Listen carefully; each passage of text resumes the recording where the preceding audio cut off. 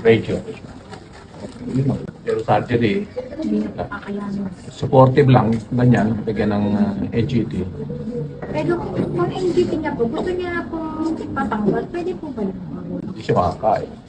Yun nga po pinapaliwanag ko sa kanya, tsaka sa biyanan ko. Pwede lagyan dito ng ano ko, ayaw ng tiyan NGT ko sa po, tiyan. Kasi masakit na nga daw po sa ilo.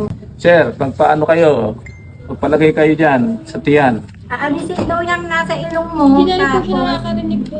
ilipat sa tiyan, maglalagay sa tiyan kabubutasan. Yun yung sinasabi ko sa iyo Oo. dati. Kasi, Yung dati pa. tsaka kailangan i-build up yung kanya eh. Yung kanyang katawan. Opo. O yun na po yung ano. Ganun lang. No? Okay yan, basta na chemotherapy ano.